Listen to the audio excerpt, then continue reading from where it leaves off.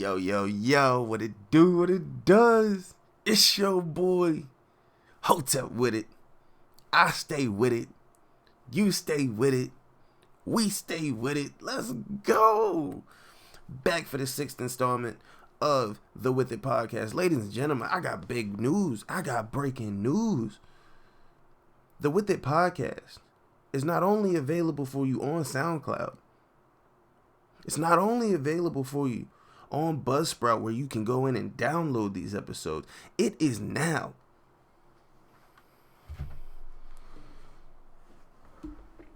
we on Apple Podcast, baby. We on Apple Podcast, baby. Mama, I made it. I told it. Bro, y'all don't understand, bro. Y'all don't get it. Just the fact that I'm saying that, the fact that I'm recording the 6th episode, the fact that I can go back and look at 5 previous episodes, the fact that I got my YouTube shit, that to me is looking at staying with it, bro. Manifested this shit. Because not only did I say I was going to do it, not only did I think I was going to do it, not only did I never stop believing I could do it, motherfucker, I did it. I'm doing it. Ain't nothing, I'm doing it, bro. I'm living proof of staying with it. Do what you say you gonna do. Fuck up. Fix it.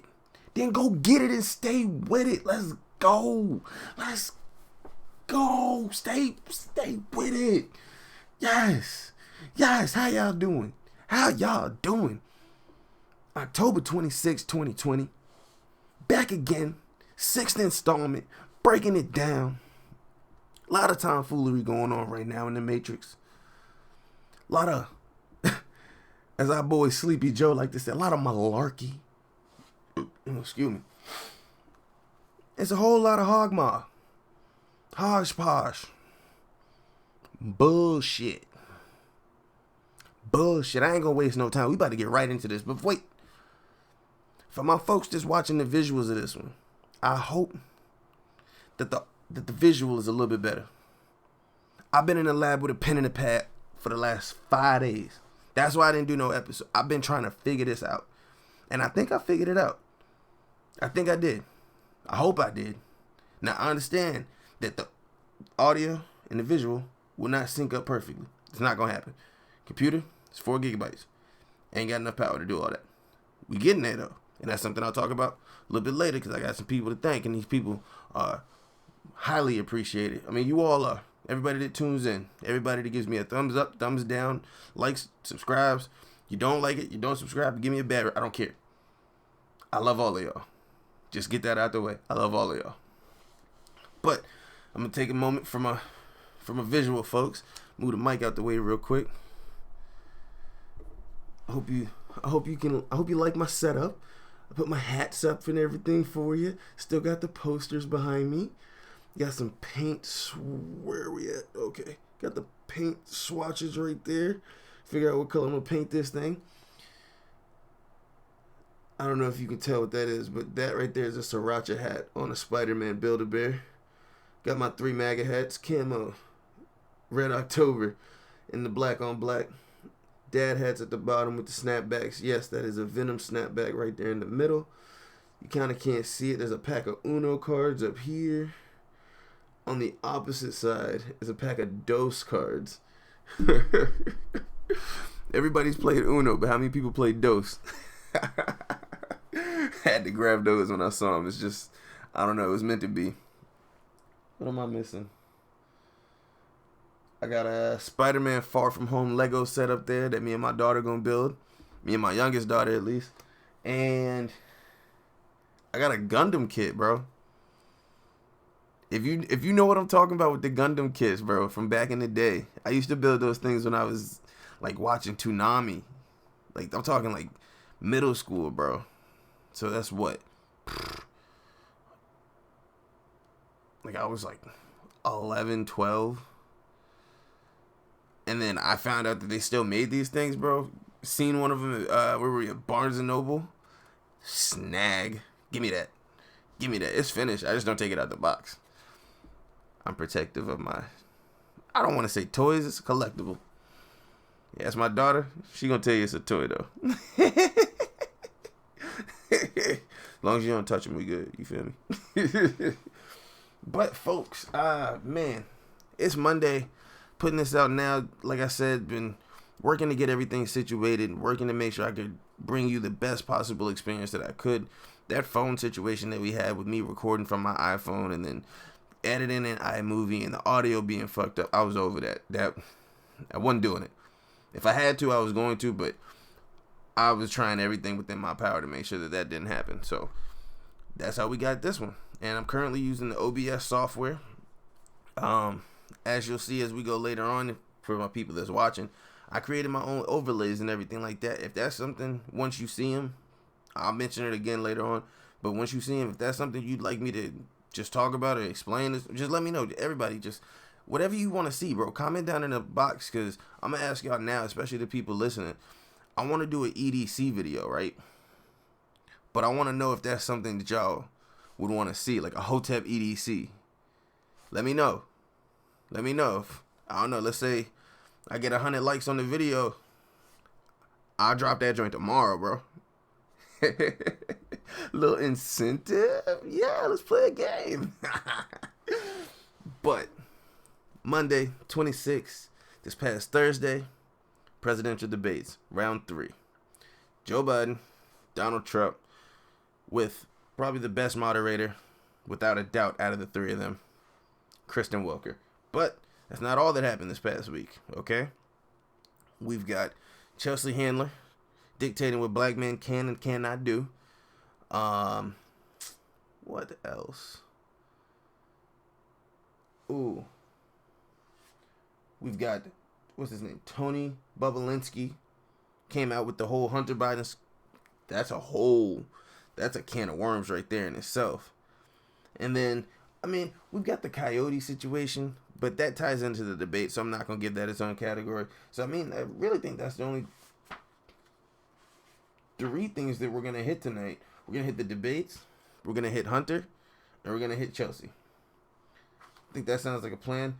I mean, the debates themselves, if you watch them, you pretty much know what's going on, but this was just my take, the things that I felt were important. I've watched it 3 times. I watched it that first night on Thursday, live TV, as I was tweeting through it, trying to give my best live update to the quotables. Watched it Friday. That was the Hotep's Been Told You, which airs every Thursday at 8 p.m. with my brother Hotep Jesus and Uncle Hotep on their channel. They did a live commentary, real time during the debates. I watched that one. So I watched the live on Thursday. Then I watched the Hotep's Been Told You. I just watched it again.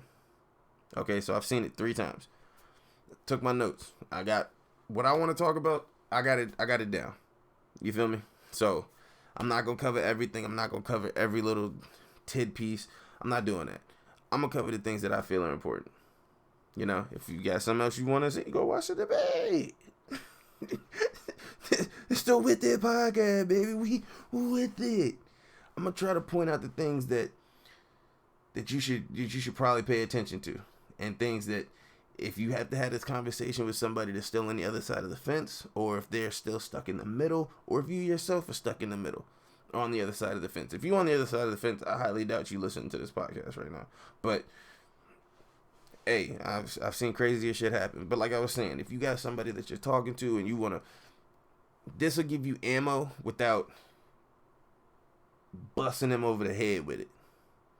Because I'm sure we've all had that conversation where you try to talk to somebody, not so much to convert them, but just to catch them up and show them that the things that they're talking about just aren't true, or that they've been given a skewed version of what's really true, and they can't handle the truth, so their cognitive dissonance turns on, and they just negate or rebut what you're saying. And it's like, bro, you can't rebut a fact. If I tell you 2 + 2 is 4, you just say okay. Say, I'll look into that, but you can't tell me it's not. You can't tell me it's 5. I mean, you can, but like I said, cognitive dissonance is like nah, nigga, you stupid. Which honest to God, before I even get into the points, after watching Thursday's debate, I don't understand how anybody can really stand behind Joe Biden and think that he's a suitable candidate to run this country. I don't understand that. I would like some sort of logical answer.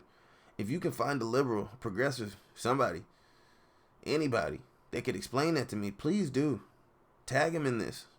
Make them listen to this. Because I need an explanation. I still have not yet had one given to me. Like, the only thing anybody, well, Trump's racist. And I'm like, bro, that's a bullshit, weak-ass argument. Because, okay, like I said before, I'll play that game with you, bro. Trump's racist. But if I'm going off actions and things that I can see, things that I can actually touch, things that have had a generational, like, effect on, Biden is way more racist than Trump. Not up for debate. The 94 crime bill alone puts him at the top of that scale, dude. Like, that's not even up for discussion. So you have to give me something else. But there's nothing else you can give me, because the motherfucker ain't done too much else. Like, that's just what that is, dude. It's not my opinion. That's just what that is. There's more bullshit behind the Biden family name than there is good shit. Excuse me. But let's just go ahead and jump right into it. Let me jump right into it. Where are my notes at? Let me get everything. Here we go. Alright, so the moderator, Kristen Welker, right. She, like I said, best moderator at 3. If you don't remember who the other 2 moderators were, Chris Wallace was the moderator of the first debates. Susan Page was the moderator for the Mike Pence versus Kamala Harris. And like I said, Kristen Welker did our third debate. She's originally from Philly, graduated from Harvard in 98. That pretty much tells you where she aligns in this political game. If you noticed, all 3 of the moderators have been biased. They don't sit in the middle. They don't sit middle lean. They've all been to the left. Okay? So that just shows you they knew or know that their candidates on the left, Kamala Harris and Joe Biden, did not stand a chance in the debates at all. The only reason, there was no winner of the first debate, but if you're going to put me in a box and you're going to try to make me think in this binary manner, Trump won that debate. It was ugly. It was classless. There were 3 children just screaming at each other. America lost.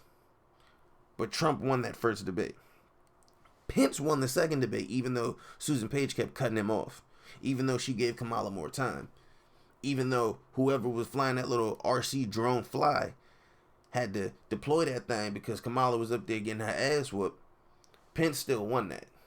Now this third one, not even up for discussion, bro. Trump did that. Trump got up there and caught a body. Hold on. Now if you're watching, you see I done just switched it. Let me know what you think. Like, tell me what you think about the overlays and everything like that. Comment down below. But as I was saying, Trump got a body on national TV. It's like Boys in the Hood. You want to see a dead body? That's what this was. This was elder abuse.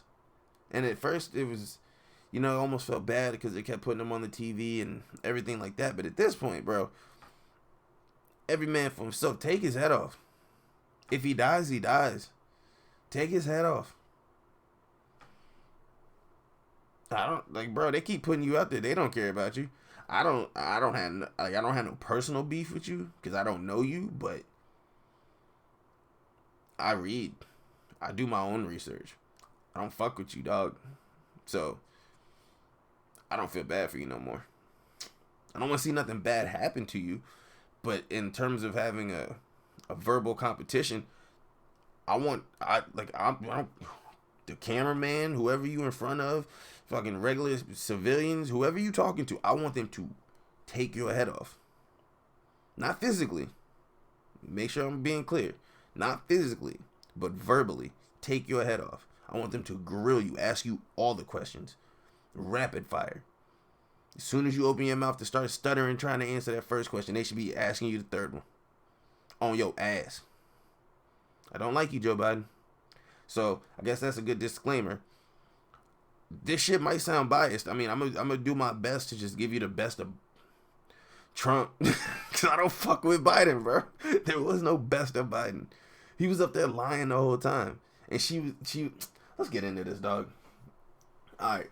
So the first question that Kristen Welker asked was about COVID. All right, and it, like, just off the bat, it seemed like the COVID questions were the exact same questions from the first set of debates. But I don't know. I probably should have went back and watched the first debates in between watching this one 3 different times. Probably would have helped a little bit, especially having that thought. But family man, I got shit to do, working. I ain't had time. No. Anyways. So Trump comes out with the COVID question, and basically Kristen Welker asked something along the lines of, how do we fix this? What do we do? What are your thoughts on this? And Trump comes out and he says, I mean, in my opinion, the best thing you could say to start that conversation, to answer that question, well, they predicted that 2.2 million people were going to die. We're not there. Okay? So, right off the bat, kudos for Trump. Right there.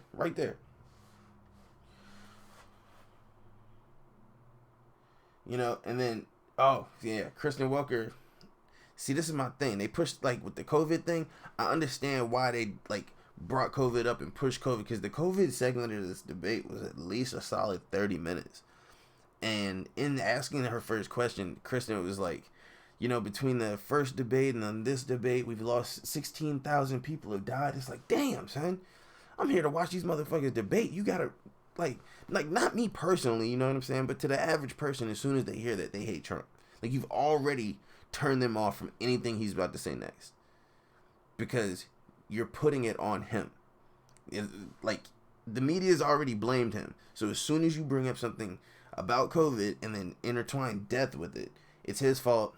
He's fucked up. I don't want to hear nothing you got to say. You know what I mean? That they think they're slick, but we pay attention. Some of us pay attention. Like I said, I watched it 3 times. It's time I can't get back.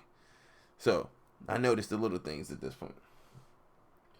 He said, he mentions China, that it is China's fault, that it did come from China. The mortality rate is down. There's a spike in Tennessee, but he mentioned a couple other places that had spikes. They had spikes and then they go away. They had spikes and then they go away. I'm sure that the places will have other spikes and then they'll go away.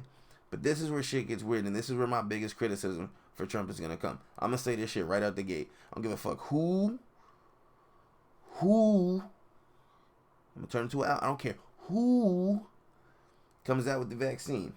I'm not taking it. You dig? I'm not with it. I'm not with that at all. Not with it. And even in asking about the vaccine, Kristen, the way she worded it, 40% of Americans said they would take a vaccine if it was given by the government. Okay, so 40%. So the other 60%, the fucking majority, is not going to take the vaccine. But you present the 40 because people are biased, and I don't think they're really listening to you. So they're like, oh, yeah, that's a good number. It's 40%. Bro, that's less than half. 4/10, bro. 2/5, bro, of the country is okay with taking the vaccine. I'm not taking no vaccine, bro.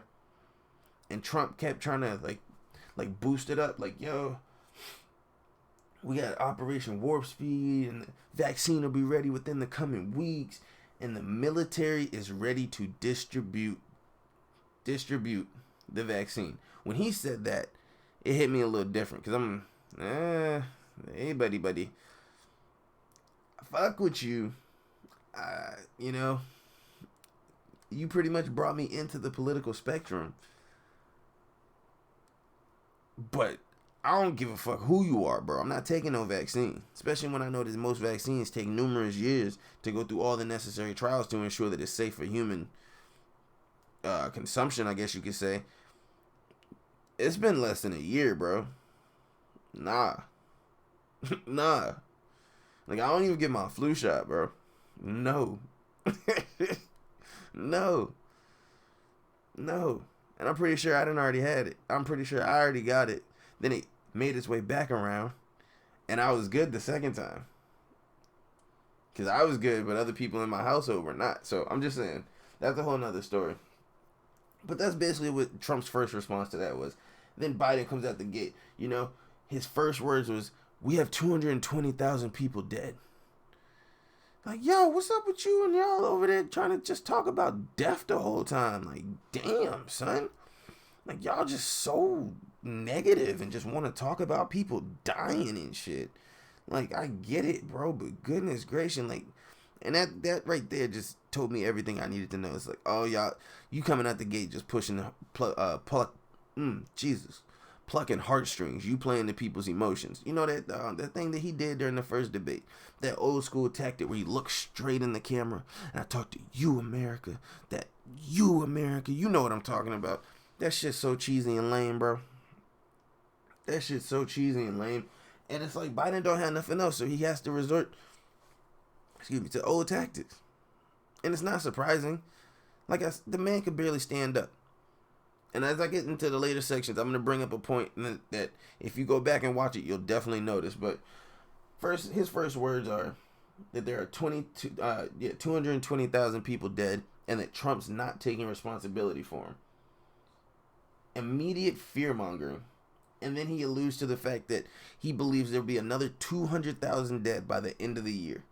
I don't know if you noticed. November starts next month. So in 2 months, we're going to lose 200,000 people. I don't necessarily believe Joe Biden, but I know that Joe Biden plays for the side of this that is known to do fuck shit. Pardon my French. Not really, but that one's a little aggressive. That was abrasive. That came across. That's probably going to hit your ear like a Brillo pad. But I'm going to say it again. Joe Biden plays for the side of this that is known to be on some serious fuckery. So it's like, yo, because the script is already written. They already know what's going to happen. You know what I mean? Trump was just the wrench in that plan. Trump was never supposed to be there. So it's like, all right, so you had to rewrite your script. What do you know? I'm not trying to push no fear on you, but that's just the way I think. You know what I'm saying? It's just like, all right, why are you saying that like that? Like, I don't follow the COVID stuff now. I follow like the lockdowns and shit like that and like mask mandates that they're still trying to push. And that's about it. But I haven't seen nothing where anybody said there's going to be another 200,000 people dead. That's aggressive, bro. That's aggressive. You feel me? So he pushes that. And then he goes, if we had just worn the masks, we wouldn't be here right now, or it wouldn't be as bad. And I know most of us were on Twitter when the video came out of Joe Biden with his mask on, taking his mask off, coughing into his hand, and putting his mask back on. You heard me right. Joe Biden said that if we had just worn our mask, it wouldn't be as bad. Paraphrasing there, but, and this is the same guy where you can find the video. He had a mask on, pulled the mask down, coughed into his hand, and put the mask back on. Give a fuck what Joe Biden got to say about a mask. Give a fuck what Joe Biden got to say about COVID, bro. I don't care. Like, bro, you got other health problems you need to be worried about. Thinking you can go look after 350 million people and be like a peace broker between us and the rest of the world. You have health problems, bro. And Kamala ain't the one to do it. Kamala ain't the one to do it. Saying it now. But going on, where are we at? And then he alludes in his question, in his first opening statement, he alludes to the fact that in moving forward, if he becomes president, he would make it a thing where they would encourage everyone to wear a mask all the time. Encourage and all the time. You put those two together, you get mandate. Sifting through the bullshit. He basically got up on stage and said, if I win this shit, y'all gonna have to wear masks all the time. Inside, outside, restaurant, no more eating. Like, yeah. He said it in a nice way. A very nice way. But what he got up on that stage and said is, yeah. Y'all fuck around and put me in the office, y'all gonna be wearing masks till I say stop.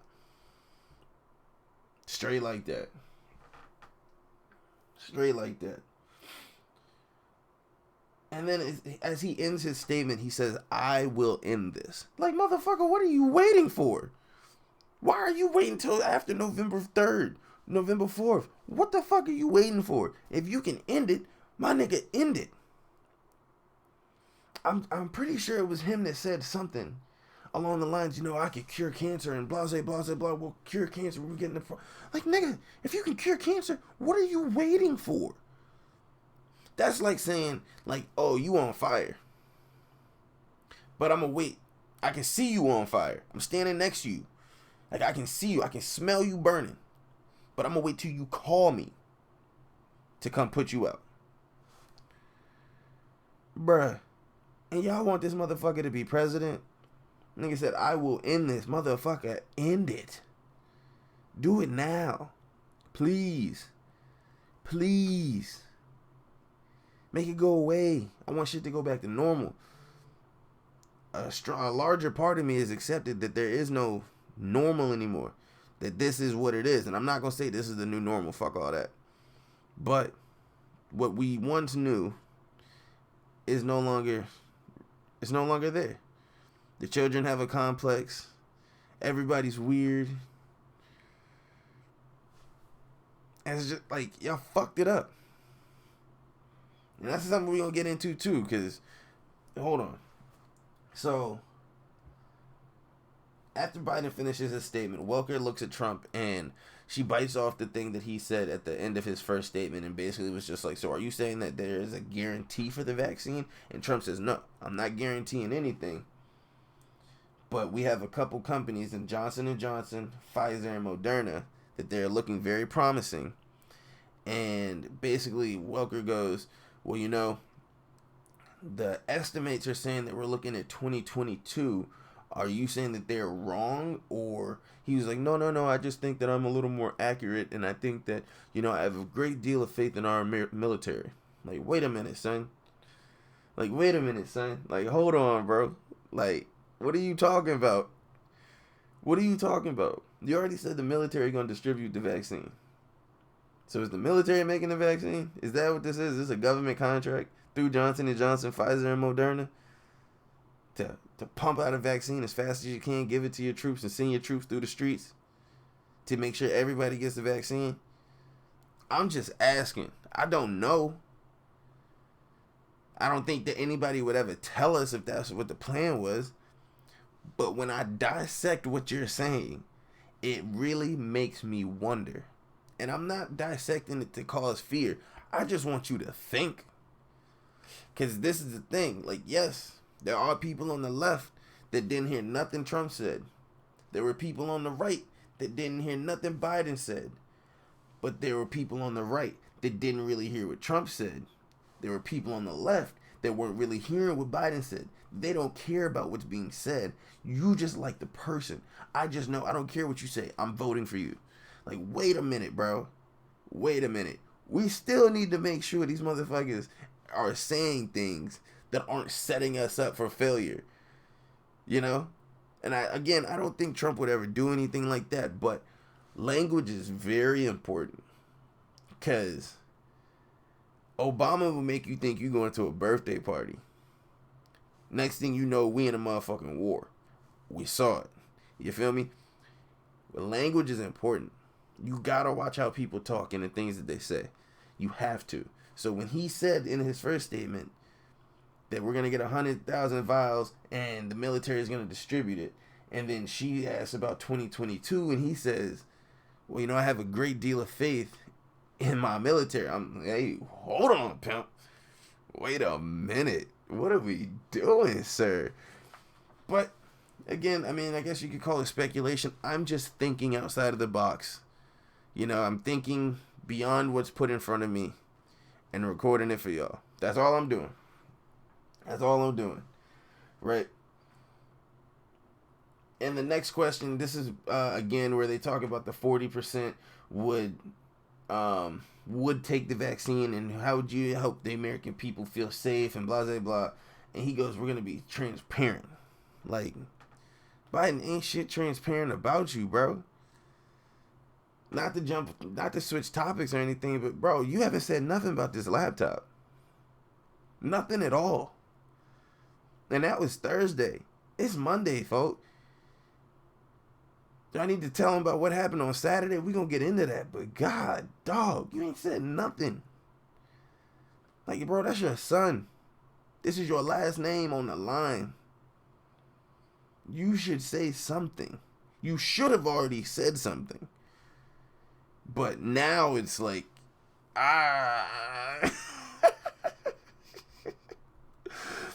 But, hey, man, that's on him. That's whatever he want to do. And he calls Trump fella, I don't know, like 3 or 4 times.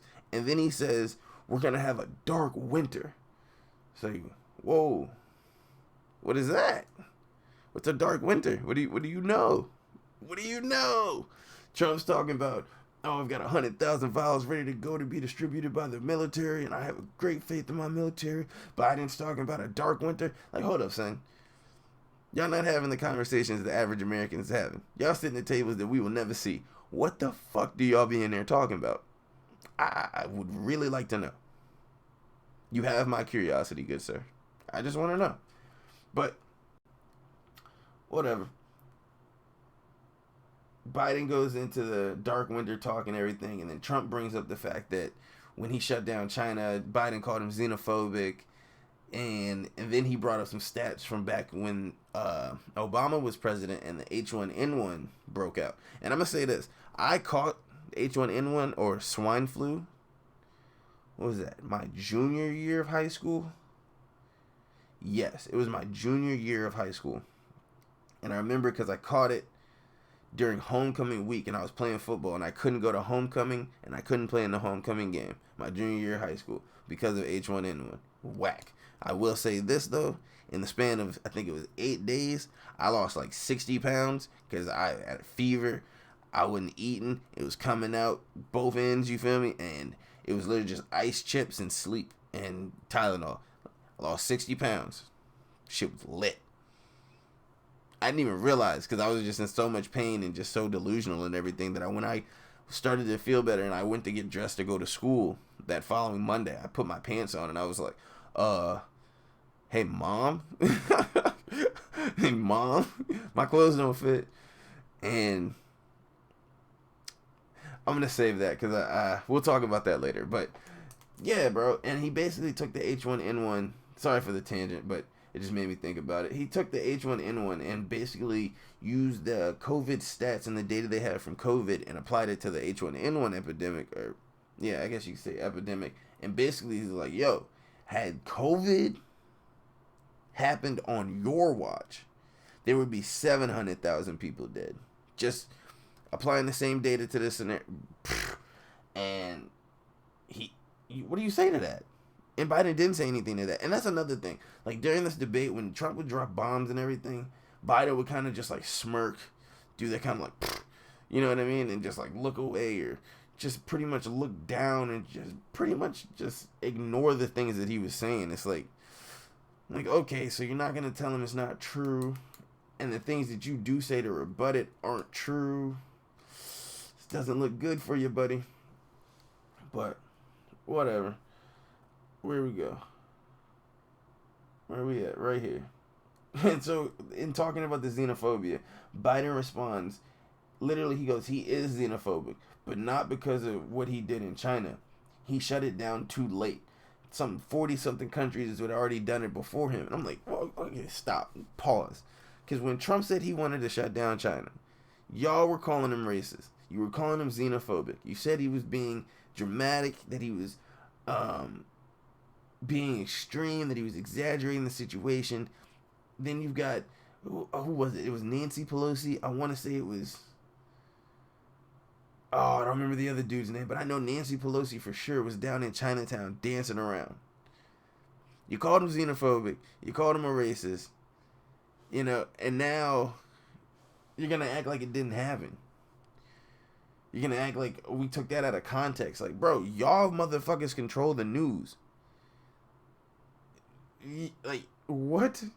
You gonna think he took you out of context? You mean you took yourself out of context? Your employees took you out of context for like 2 weeks straight?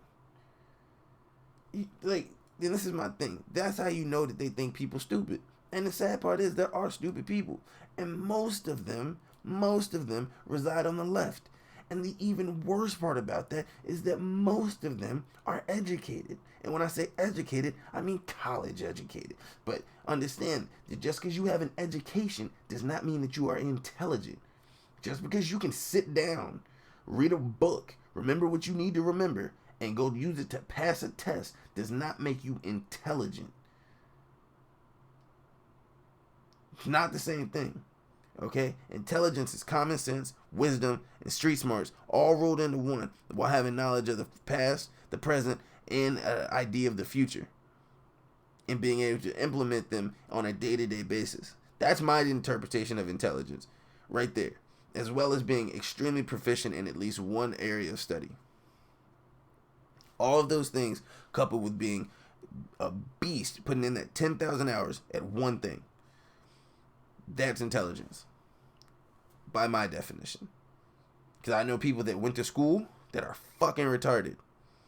I know people that dropped out sophomore year that run businesses that, different tax breaks that are just absolutely thriving. So I don't want to hear that, I got a college degree and blase, blase. Nah, you went in there and got a liberal arts degree, or you got a degree in fucking gender studies. You just wasting money, and now you bitching because you want somebody to pay off your debt. Like, shut up. No. Again, being educated is not the same as being intelligent. I know y'all know that, because that's why you here. You with it. Let's go. With it. Yeah, baby. You dig.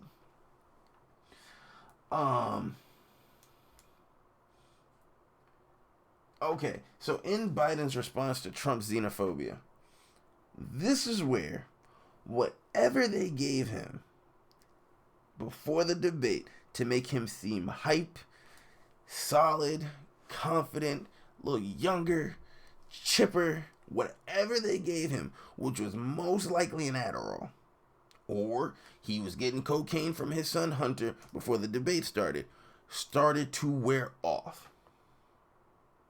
Yes. And this is literally like maybe 20 minutes into the debate. From the first question, maybe about 25 minutes. That's it. Because he started slurring. You can see that kind of glazed over look in his eyes. The posture got a little looser. You know what I'm saying? And he started trying to figure it out. He was talking faster than he was thinking.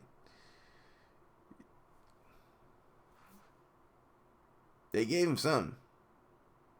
And it is clear to see. Clear to see. If you go back and rewatch the debate, you can for certain tell.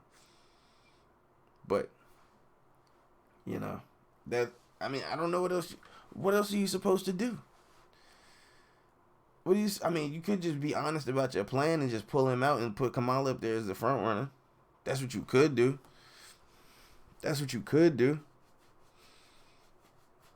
At least then I'd be able to be like, oh, at least they're being honest about it. But no. You're going to keep pushing this man up there to embarrass himself in your party. But see, they don't care because their base doesn't care. So emotionally charged that you never Trumpers and, oh, I hate the right and conservatives and racists and da-da-da-da-da. I'll take Biden. I'll take Kamala. 94 crime bill? Oh, that was in 94. It's cool. Oh, Bill Clinton passed that. Yeah, cool, bro. Fucking Joe Biden wrote it. Like, what the fuck? Oh, excuse me. Pardon my itch. Fucking mosquito got me. Where we go? Okay, so as Biden is having his system reboot, Trump cracks a joke. We can't all lock ourselves in the basement like Joe can. Trump started sending them zingers, boy. Started sending that thunder. And here we go. And he's like, he's obviously made a lot of money someplace. And this is kind of like where I noticed that Trump was like just waiting for a reason. Like he was like poking that bear, trying to get Biden to say something, And he knew what he was going with. He knew what he was going to go with because Trump had already had the ammo that he needed because, like I said, the debates were on Thursday. Earlier Thursday afternoon, what's his name? Here you go. Tony Bobulinski came forward as a former business partner for Hunter and Jim Biden with a company over in China with very damning information. Very damning information. You know, and he specified that he wasn't a political person. The only contributions that he had ever given went to the Democrats. You know, he's an institutional investor, which basically means that he invests on the behalf of others. You know, and he was a CEO for Sinohawk, Chinese company. It's not looking good, especially when he said that nobody was involved with China. So then the emails come out. Now this guy comes forward. And that's all Thursday. We ain't even got to Saturday yet. I ain't even got to Saturday. That's going to be later on. But you see what I'm saying when I was talking about, like, he need to say something. He just needs to say something. Somebody needs to say something. Anybody at this point. Because if they try to blow, like, I just don't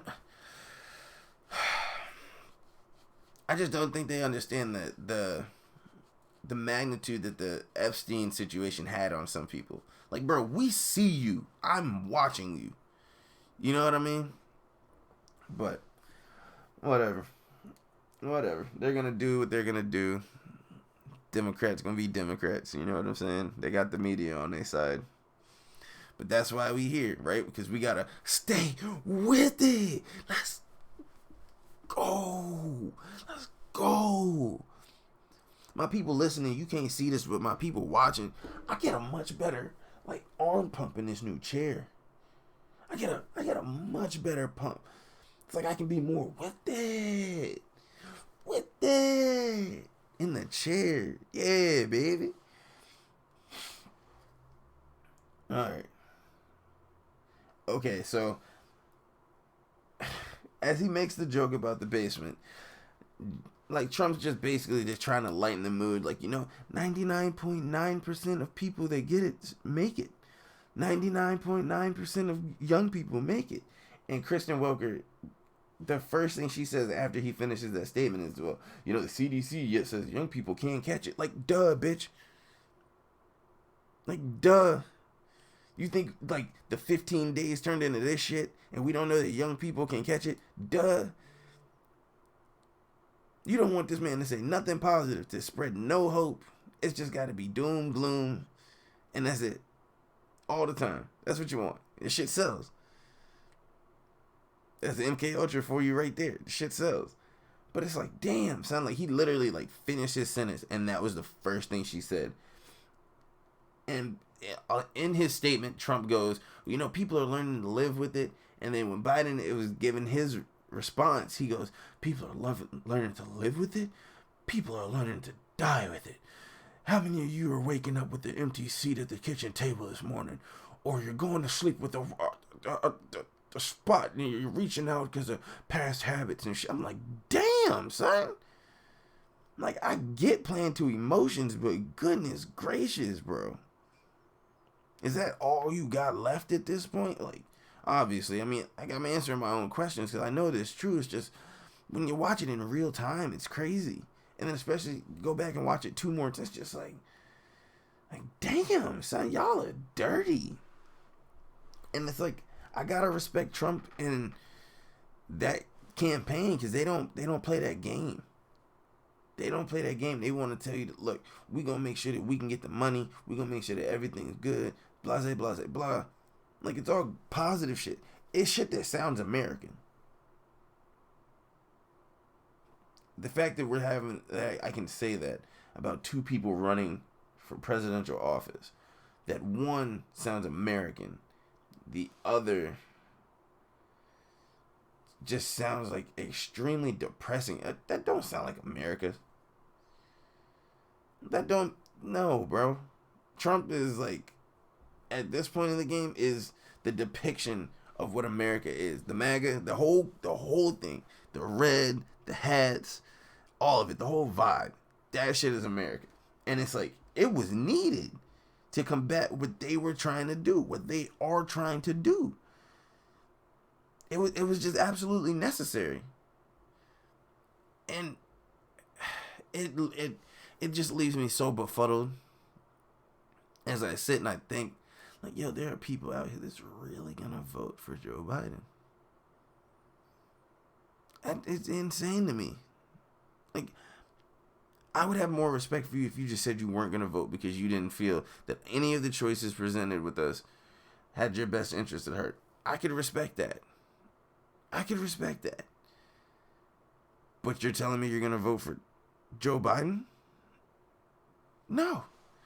I have no respect for that at all. Excuse me.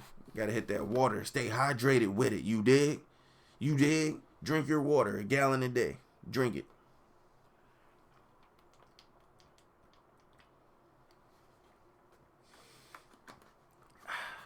Drink your water. And stay with it. Let's go. Where am I at?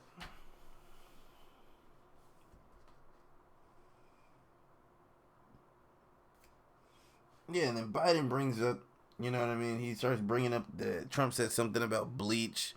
And it was at this point in the debate where I noticed that Welker's bias was, although subtle, very in your face. You know, you get what I'm saying? Like, it wasn't as bad as that of a Susan Page. It wasn't as bad as that of a Chris Wallace. But it was there. But she was just smooth with it. So, it was basically, Trump gets his question, Biden rebuttals, pretty much throws zingers at Trump, and you would think that he would get the chance to respond. But she goes into asking the next question, and Trump has to butt in, like, hey, no, I want to respond to that. She lets him respond, but then just turns to Joe Biden and is like, what do you got to say? Like, doesn't try to go forward with asking her question. You see what I'm saying? It's just a little shit like that that really stand out. Again, you watch it over and over again, you notice these things. You just notice these things. I mean, you might have noticed it the first go around. Who knows? But I definitely noticed it between the second and the third watch. Like I said, Biden mentions bleach again, and then he brings up the 200,000 more deaths. It's just the fear-mongering from these people is absolutely absurd. And it's definitely probably fucking with people. And it's crazy because the next thing that Trump says, that the Democrats that have the Democrat cities that are still on lockdown, but on lockdown extremely tight, are still getting fucked up and catching cases, and their economy's dying. So it's like you're dying the whole way around. Not as far as people, but as far as like a city. And he brings up New York and things like that, and he goes, yo, we have to open our country. Like, we just have to open our country. And he's right. He said it in his response. The cure can't be worse than the problem. You know, it just... And trust me, alright, so let's just be real with each other, alright? Like, extremely transparent right now. There are people out here that are extremely terrified of COVID. Right? That's just what it is. I've been thinking of a way to help them feel better, as well as opening up the country. And I can't find anything. Because whether or not they stay home, it's if you go out and you do this. Because who's touching this and where's that going? And blah, blah, blah, blah. And I'm just like, yo, if that's the case, just leave them motherfuckers at home.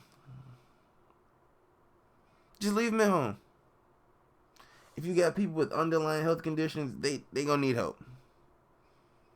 Like, I don't know, but I'm over this shit. Like, I want to go visit people. I want to go down to Virginia and go see some folks. But from my understanding, because I'm so close to Massachusetts, I won't be able to get a hotel because of the number of cases in Massachusetts and the way people are scared. And I had to do a 2-week quarantine, all this other crazy shit. I'm like, bro, if I flew with the flu, then what? Everybody on the plane got the flu. You'll make the motherfuckers quarantine and do all that, or they probably will not. Man, what? The flu don't even fucking exist no more. Imagine that. We got to the end of 2020, and the only good thing to come out of it is that the flu is gone.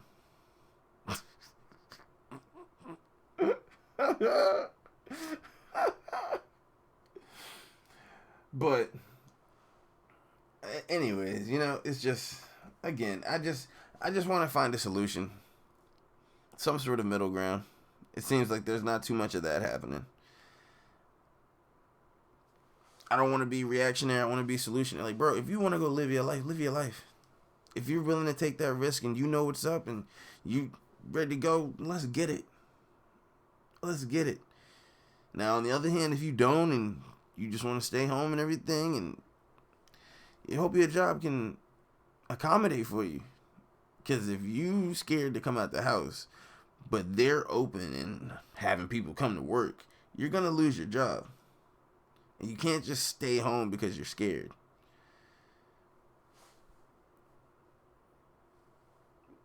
I don't know. I feel like that might be some controversial shit to say. I can't really.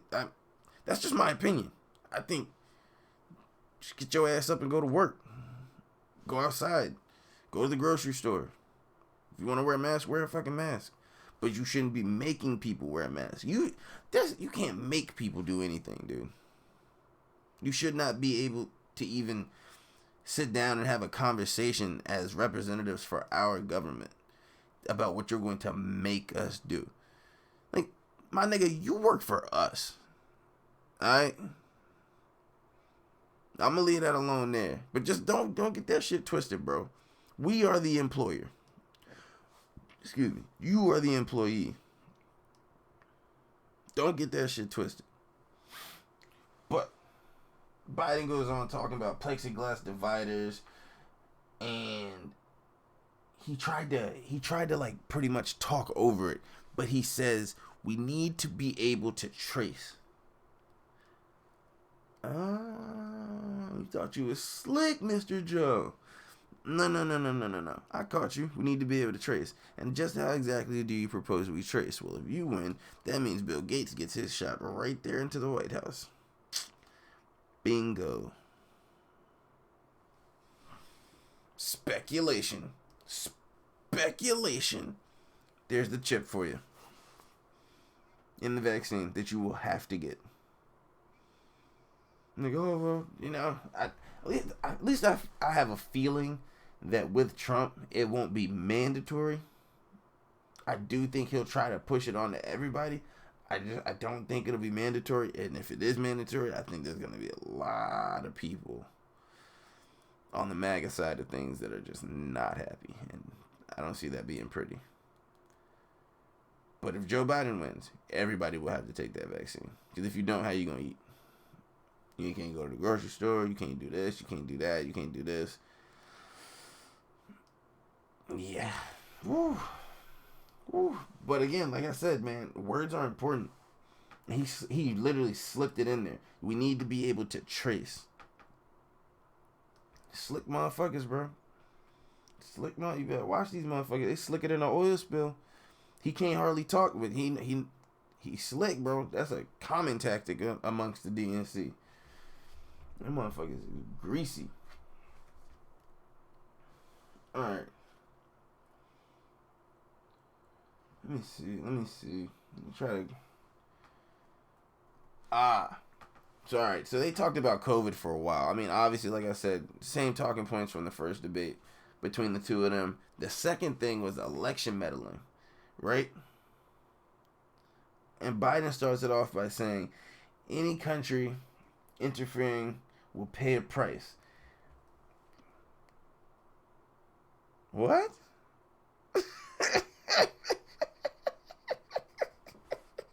What? Like, he said it, and I kind of just sat there dumbfounded, like bro, the laptop just came out today, dog. What? I mean, not the laptop, Tony Valinsky. He did his press briefing right before the debates. Any country caught interfering will pay a price. What? And then the craziest part about it, this is how you know that they were running serious damage control. This motherfucker brought up Russia. After all that time they spent, after all that money they spent, this nigga had the audacity to bring up Russia. The audacity to bring up Russia. Oh my God. And then Trump goes, well, Biden, you know, Joe, you're the one that took $3.5 million from Russia.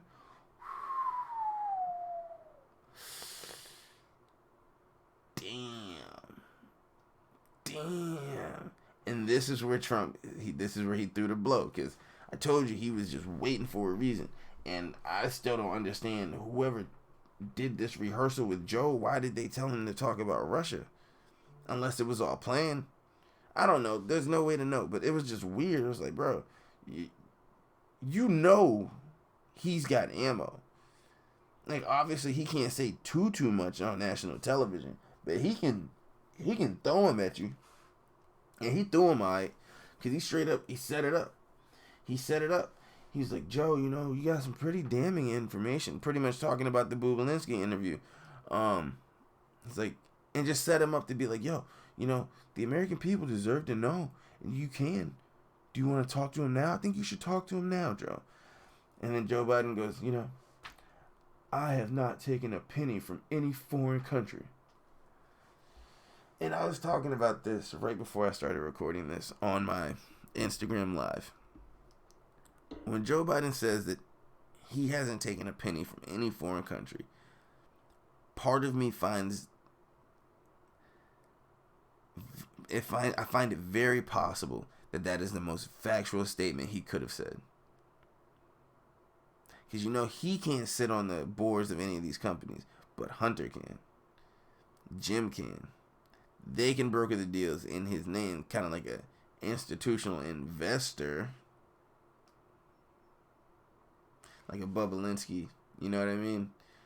And then it just get passed on, or get allocated here, moved around like this, and it gets washed here, and we wire it here, and things like that. So I don't think he physically took any money from any foreign country. So like I said, I think his statement is factually correct. But I think that he's definitely intertwined in something. Like, I don't know what. I don't know with who. I mean, I have an idea, but that's for later. That's for later.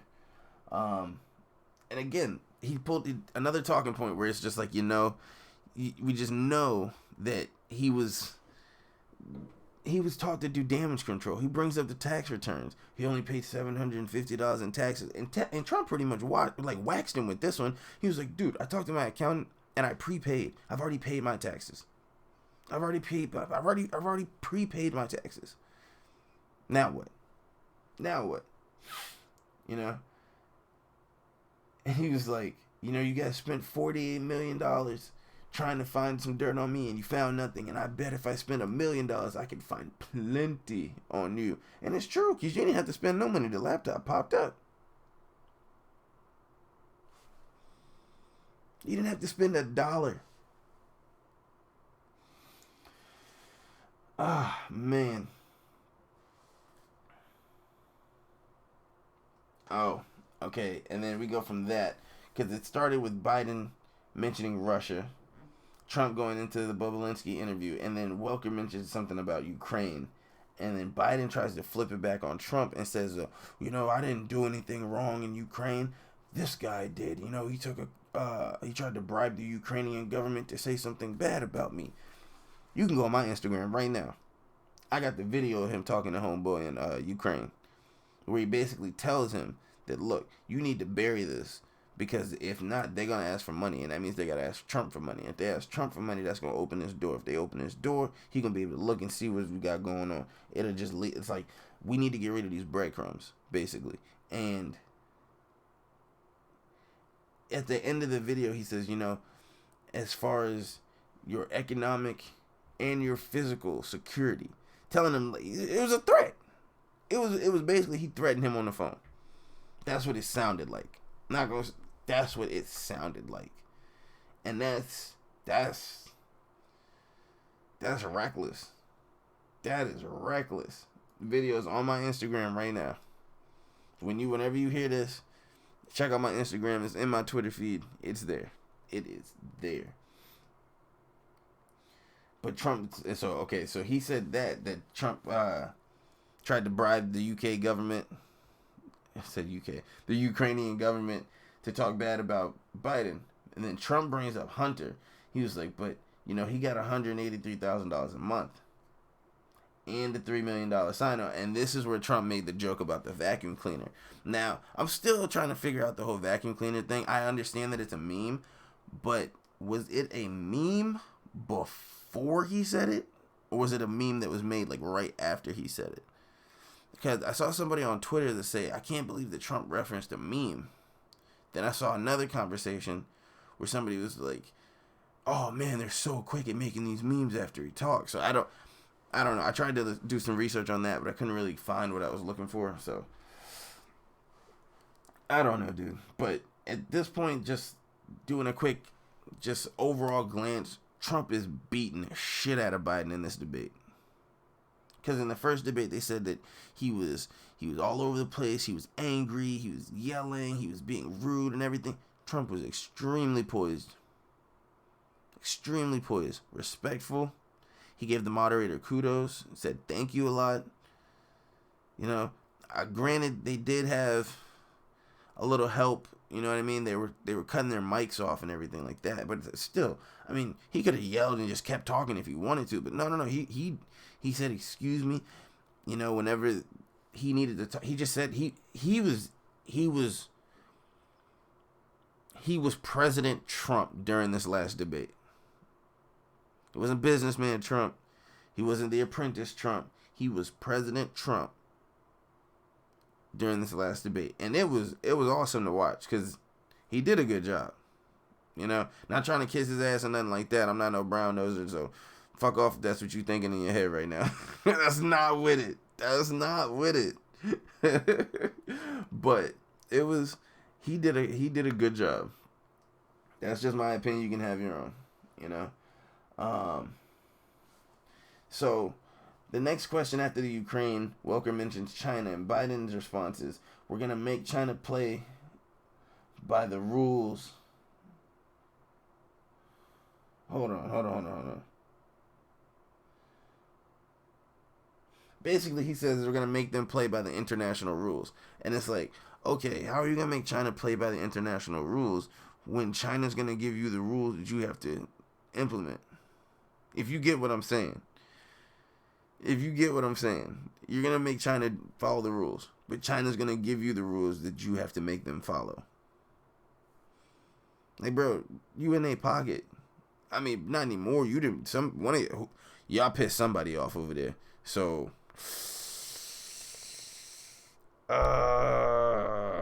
sorry, buddy. You didn't piss somebody off. You need to fix that. But this is where he did something that was extremely telling. He called the leader over in North Korea, called him a thug. I'm like, bro, that's how you go to war. Talking crazy like that. Like, I'm not saying be scared of nobody, but motherfucker, Joe Biden, you sure as shit ain't going to fight nobody. You sure as shit ain't going to fight nobody. Neither is Kamala. Don't do that shit. That's just unnecessary. Just don't do that. Trump went over there and crossed the line. And everybody peaceful and everything copacetic. And my man signed another peace treaty the other day. Like, that's 4 under his belt. More like 3 because there was already a peace for one of them. Whatever. But he's bringing about more unity than he is division. And that's why here in the States, they're pushing it as he only promotes division. When if you really knew what was up, you would see that it's Joe Biden, Kamala Harris, Democrats, liberals, progressives, mainstream media that are pushing the division because that's how they stay in business. That's how they make their money. Okay? But most people don't see that. I'm like, oh, it's conservatives. Like, bro, conservatives really got a place to talk. They getting punched at their own rallies, teeth knocked out, banned off every social media platform. You're shutting down their bank accounts. But you're going to tell me the conservatives are the problem. Like, yeah, okay, bro. Okay, bro.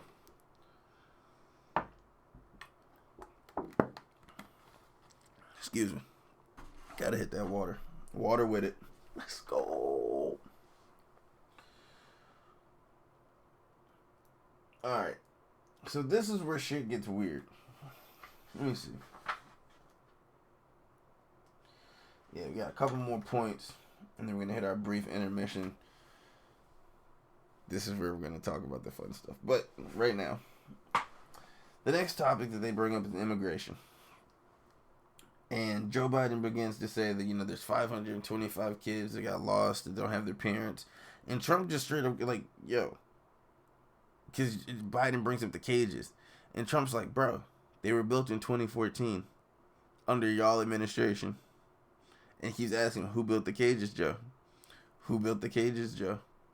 Who built the cages, Joe? And another common theme throughout this entire debate was Joe Biden was talking about things that he was going to do. And Trump was like, yo, 47 years, why didn't you do it? 8 years in the White House, why didn't you do it? He was like, don't talk about it like it was 20, 30 years ago. You were in the White House less than 4 years ago. Why didn't you do any of this? Valid points. And that's something I've said. You're mad at Trump, saying that Trump ruined the country when he's been in office for less than 4 years. Whereas Joe Biden has been in politics for almost half a century. But Trump's the bad guy. You see how stupid that shit sounds? Just from a logical perspective, it doesn't make sense. Like, at all. But I'm not arguing with nobody no more. I'm not doing it. It's just not worth my time. It's not worth my time because I'm not sitting here giving you my opinion. Alright? Like, I'm not going to sit here and tell you 2 + 2 is 4 just for you to argue with me that it's 5. Like, no. You on your own. You on your own. Like, I ain't got time for that shit. But Trump goes, you know, in 2014, you built the cages. And he's basically explaining, like, the kids come over because he's saying that the kids... Biden was saying that the kids got separated from their parents. And Trump was like, yo, you need to understand that there's a lot of people that bring these kids over just as, like a golden ticket to get in. You know? And he said, he used the term coyotes. Which, if you don't know, a coyote is basically like a smuggler. You know? And Twitter went crazy. Jamel Hill tweeted out, coyotes, dog. Like, what? You, okay. But then the best one was Darshawn Kendrick, who is the Georgia State Democratic lawmaker. And she was basically, she tweeted out pretty much that Trump meant that he was talking about actual coyotes bringing kids across the border. And it's like, y'all gave this man so much hell when it was time for the immigration talks that you don't know what a coyote is right now. Y'all motherfuckers are nothing but puppets that are going to talk about whatever they tell you to talk about.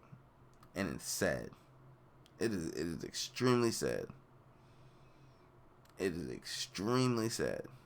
But that's on y'all. You know what I'm saying? That's your business. I'm just here to combat that shit. I'm here to combat all that.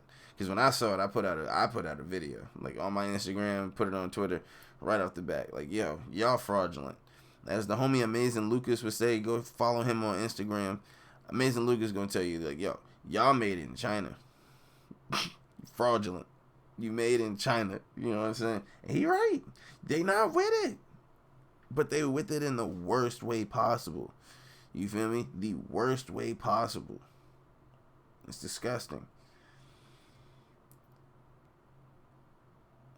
That's going to show up in the video. We got a little glitch, folks. But onward and upward. Because what do? We stay with it. Stay with it. Let's go.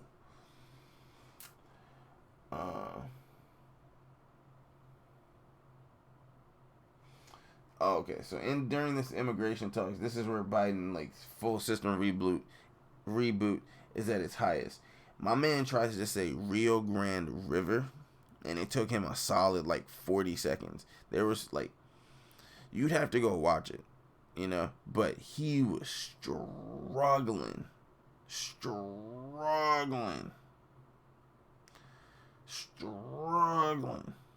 Not gonna lie, he's kind of struggling like I am right now. I'm so tired, but I'm pushing this shit out because I love y'all and I gotta get this shit out. It's been on my brain.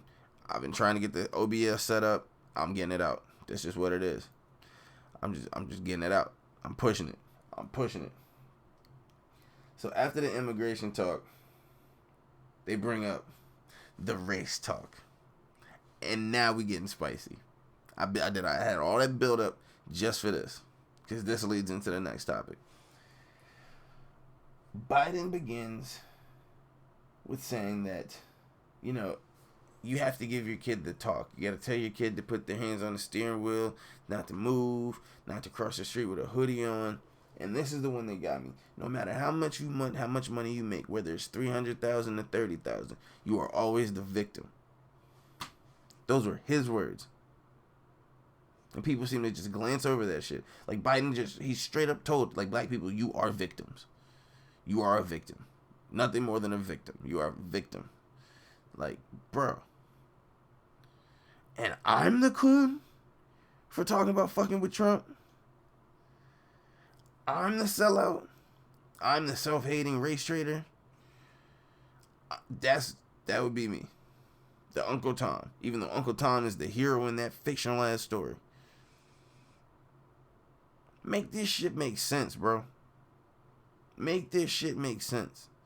Motherfucker told you that if you have to think for yourself between him and Trump, you ain't black. Motherfucker said that he already think you stupid, so I'm gonna get Cardi B to come up here and just represent for you, even though she not even black. Oh man, I'm gonna put out a rap battle ad just to get their attention and hope that they vote for me, because that's all they care about and that's all they think about. Bro. 94 crime bill. The heaviest sentence for crack cocaine over pure cocaine. The fact that he wants to get it switched now while the information behind Hunter Biden is coming out and him being a crackhead. That, man, come on, bro. Come on, bro. Come on, bro. That's bullshit, bro. That's bullshit. And you got the nerve to sit here and call me a coon. Or people that's trying to put you on the right side of history. You got the nerve to call us coons. Like, motherfucker, I could let you sink. But at least I'm trying to plant the seed. Obviously, I ain't expecting it to grow overnight. But damn. And I'm a coon. Pfft, fuck out of here, bro. The fuck out of here, bro. But everything that I just said, Trump brings up in response to what Biden says. But this is the kicker, and I knew they were going to bury him for this. Trump says, I'm the least racist person in the room. I can't see the crowd because it's so dark in here, but I don't care who's in the audience. I'm still the least racist person in the room. There's nothing wrong with that statement, but in knowing how this liberal machine works and how they're going to twist your words, I would not have said that. Obviously, I know what he said. You know what he said. That's because we're with it. You dig? With it. But everybody on the other side of the table is not. They're going to hear that and think something. I'm surprised I didn't see more of it. I did see a couple articles. Oh, he's saying that everybody's so black and you can't see him in the... Like, no. He said I can't see anybody in the crowd. There's a big difference. Big difference.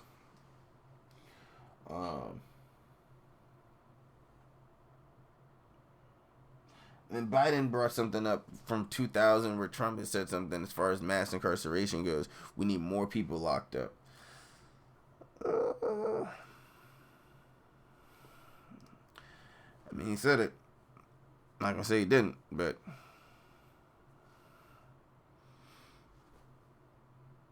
Wouldn't have to worry about people getting locked up if Joe hadn't wrote the bill. I'm just saying, bro. I'm just saying. But then Trump, after that one, he hits him with the, yo, you got the laptop from hell. And then, as soon as he's, like, in the midst of saying that, right after laptop from hell, she starts cutting him off. Like, she's running bail for him. You know what I mean? She's running interference. Hard body.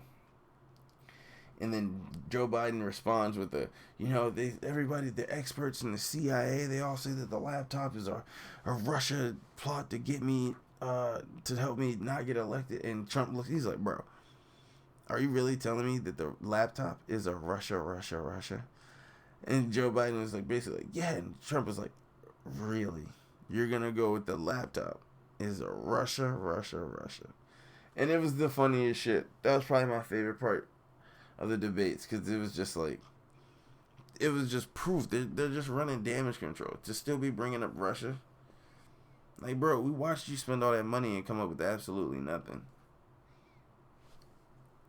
But again, they think their people are stupid because they are, but they own the news, so it's like, fuck.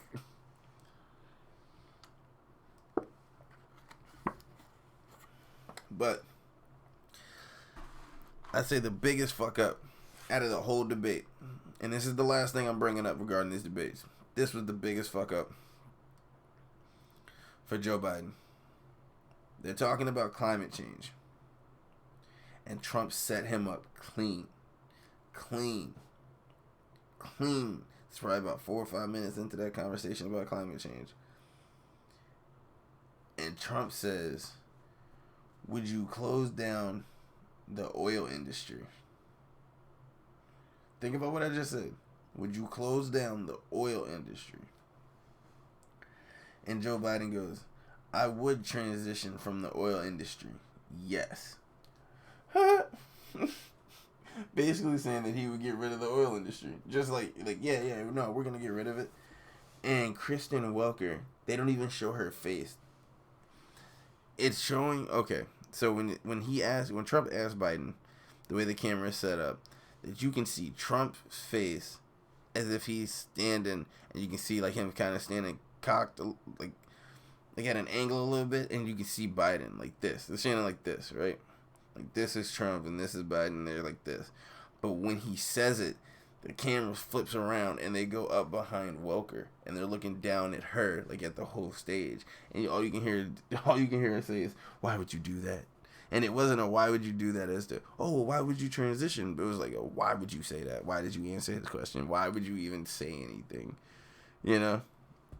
And that's he buried himself there, because that just fucks up Texas, North Dakota, New Mexico, Oklahoma, Colorado, Alaska, California, Pennsylvania, a ton of states. Like, bro, that just sounds bad.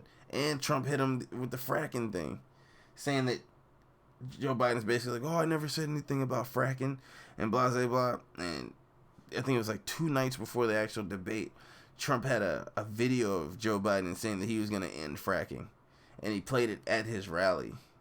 And then as soon as Trump mentioned him saying that he was going to stop fracking, Joe, I didn't. And Trump goes, "I got the video. We'll put it out." And Trump goes, "Okay, it'll be out tomorrow." But he goes like this. Yo, that shit hit Twitter literally like 6 minutes later.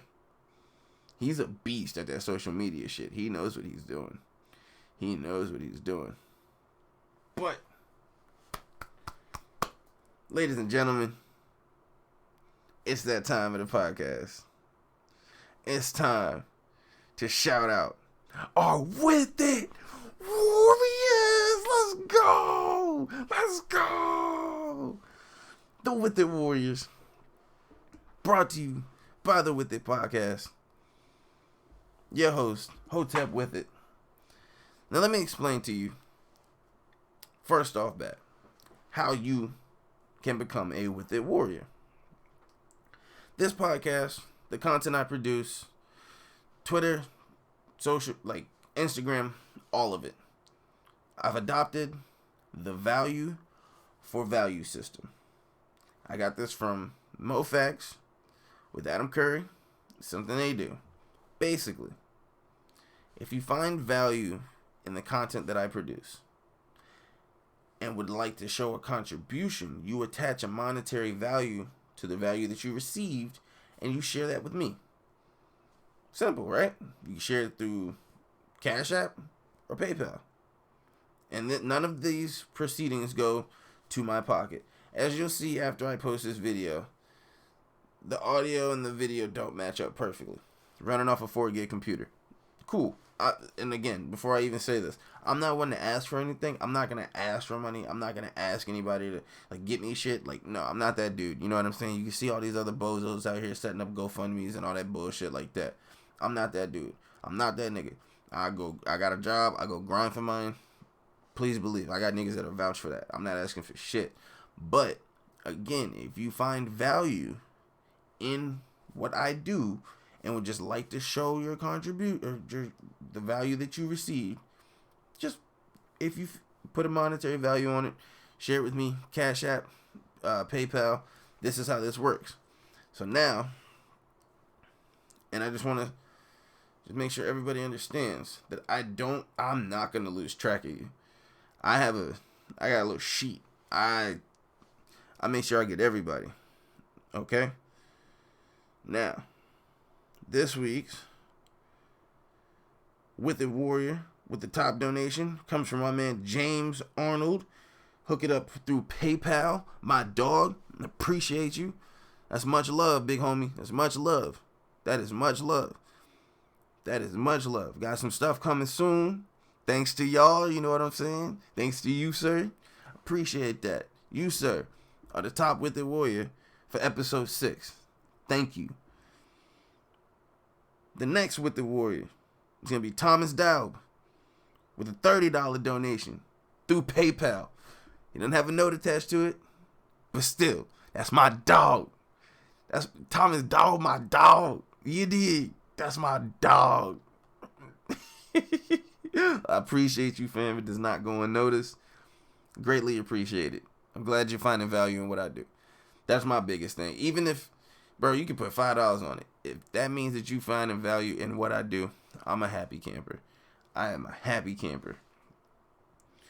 Next up, we have Miss Mary Ann Murphy with a $20 donation through PayPal. No note for that one either. But, Miss Mary Ann, thank you kindly. I appreciate it. I see you.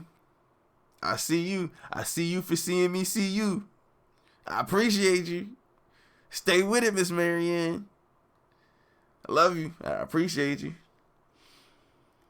The next one, $20 from Miss Sheila Webster. And this is Miss Webster's second donation. Second donation. That makes her a repeat warrior. Maybe I have to think about something if you're a consecutive just repeat warrior. If you just a WithIt warrior, there have to be some. You know what? I'll think about it. If you got any ideas for me, let me know down in the comment section. Make sure you like, share, and subscribe. Thumbs up. Download it on Apple Podcasts. Hook it up on SoundCloud, Buzzsprout. All the links and everything will be in the description below. Don't worry about it. I got y'all. And last but not least, certainly not least, because this man right here is another repeat warrior. Another WithIt warrior that's back. My man Joseph Garcia with the $20 donation through Cash App, just like Miss Sheila Webster. Miss Sheila Webster had a note with hers. And this one says, this one is for the debate coverage. And thanks for staying with it.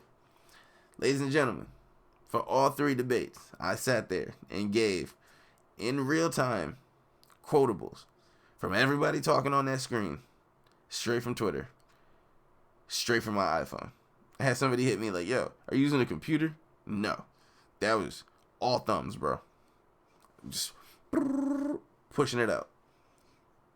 I'm a beast. I'm a beast. Don't get it twisted. I'm nicer with the computer, but I'm a dog with this phone, yo. All right, and then My man Joseph Garcia, again, he had that $20 through CashApp, and his note says, for staying with it. Nah, bro. That's for you staying with it. That's for all the With It Warriors. For this episode, past episodes, future episodes, just everything. Appreciate y'all. I appreciate y'all. You just don't understand, bro. I'm like literally manifested this shit. It's crazy. You can go back, ask my fiance, bro. You can go back 2 years where I remember just being on the porch talking to her like, yo, I'm going to do a podcast. I got a podcast. I'm going to do this. I'm going to do that. I'm going to do this. I'm going to do that. And I got it. I did it. I'm making it. And people find value in the things that I'm creating. Bro, there is no greater feeling than that right there. There is absolutely no greater feeling than that right there. I mean, beyond like my kids and the love I have for my family and shit like that. But as something I created that's not a human content, dude, that I can say is mine. This is big, bro. This is part of the stay with it right here. This is the meat of it. This is it. And it's y'all, bro. It's the With It Warriors. Man, I appreciate y'all. I love y'all. Because we with it. You with it. Let's go. Let's go. Alright. I'm not talking about Hunter in this one. I'm just not going to do it. But I am about to dig into Chelsea Handler. But not the same way that 50 was digging in her.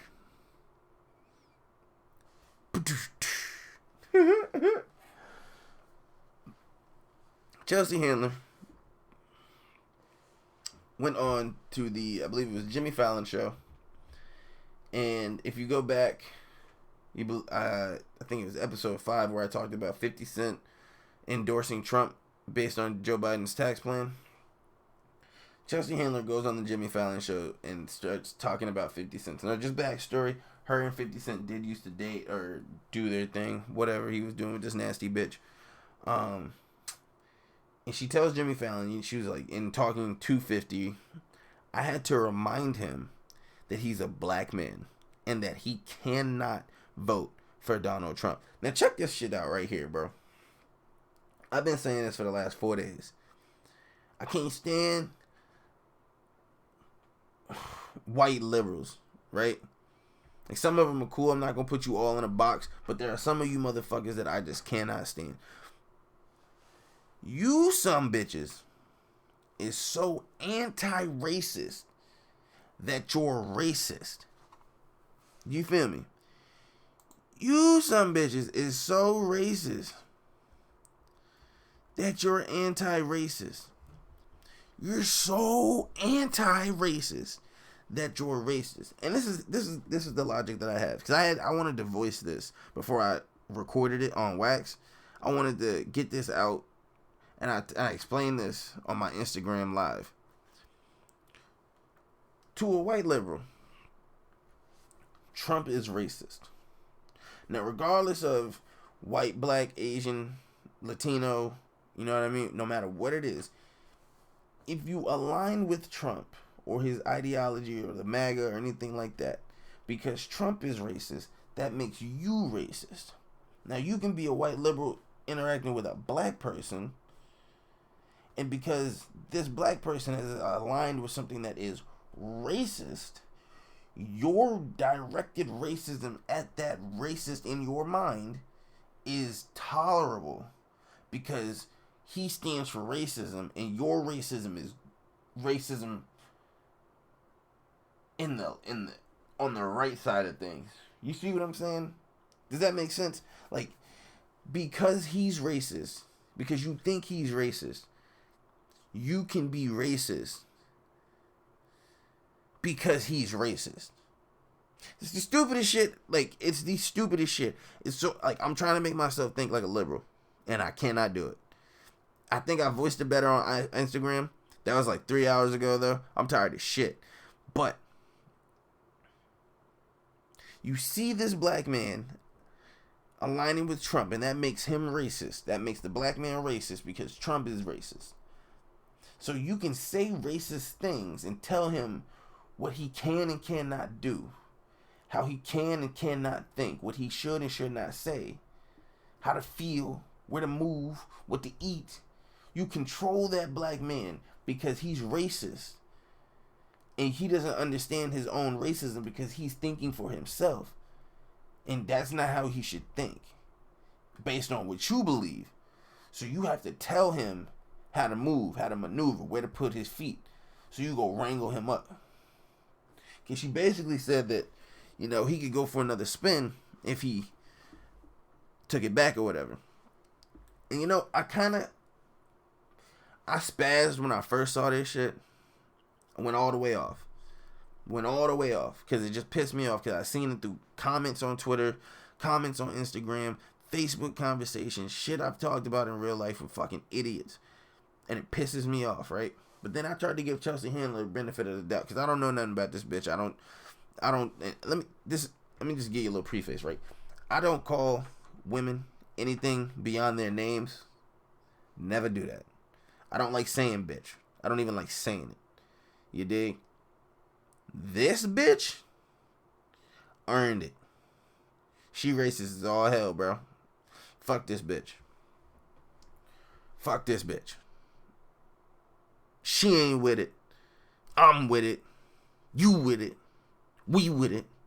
Stay with it. This bitch can get it. I wouldn't touch Chelsea Handler with a 10-foot pole with an extension on that bitch. Fuck this bimbo, bro.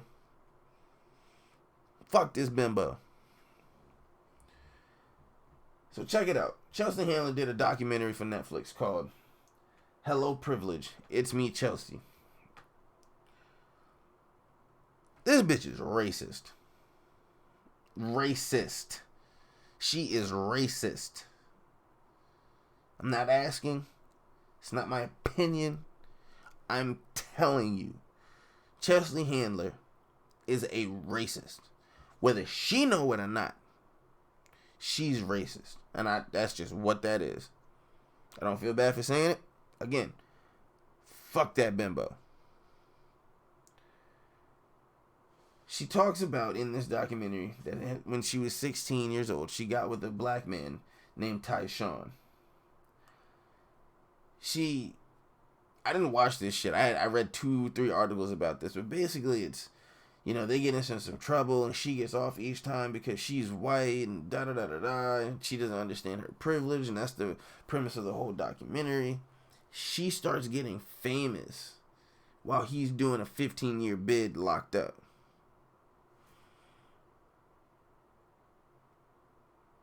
Fuck this bitch. Her dad was racist. So it only makes sense that the racism that you have in your household, that you reside under, rubs off onto you. That just makes sense. Whether it be consciously or subconsciously,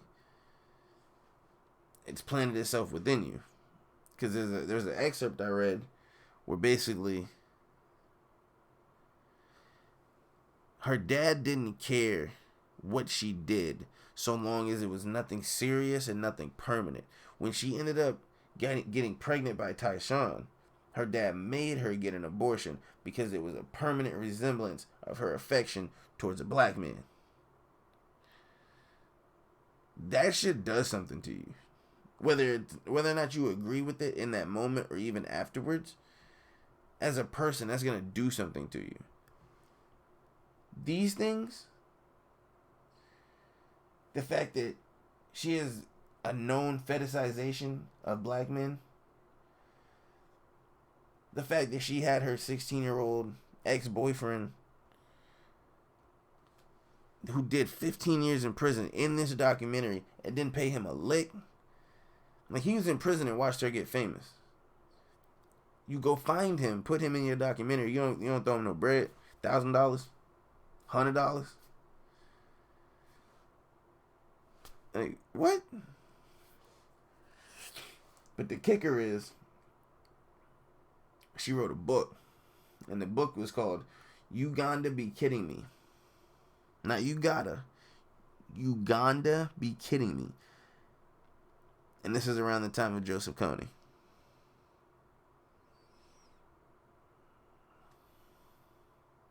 But I can do you one better. Chelsea Handler had to take sexual harassment training for groping a black woman at USC. Case closed, bro.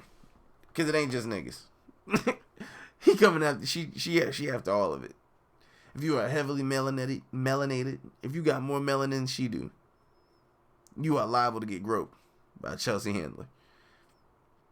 Ladies and gentlemen, this was episode 6 of the WithIt Podcast.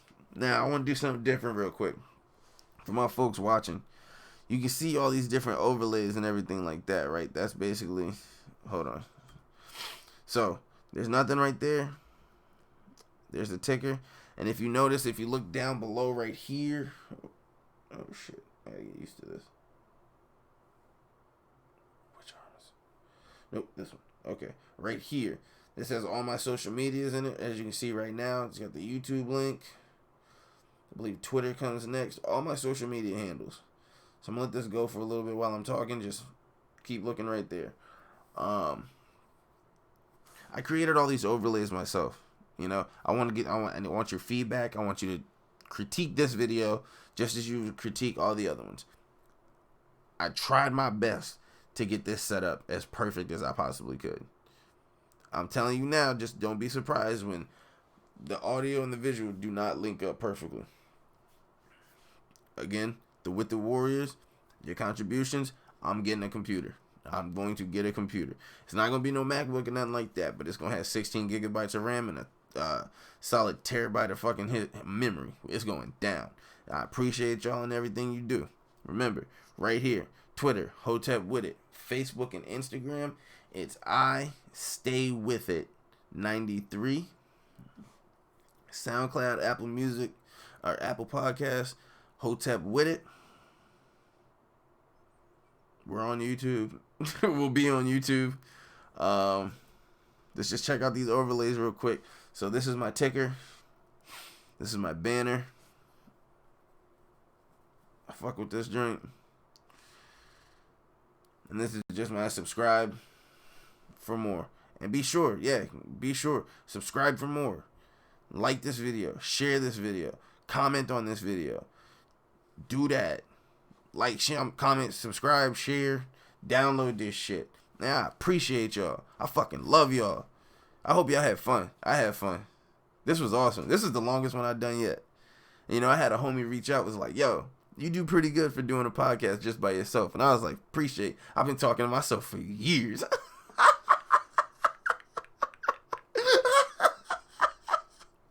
This ain't shit, bro. I've been talking to myself since I was like 14, bro. That's why, like I said, 2 years of manifestation, bro. Straight up said it. Like, yo, I'm gonna have that podcast. That shit gonna happen. That shit gonna happen. That shit gonna happen. Look at us now, baby. We doing it together. Because we family. This is all of us. This is all of us. I love y'all. I hope you stay blessed this week. I hope you prosper and thrive this week. I'm sending blessings and many high favors to y'all. I love y'all. Stay with it. Stay with it. Let's go. Stay with it. Peace, peace. Love, fam.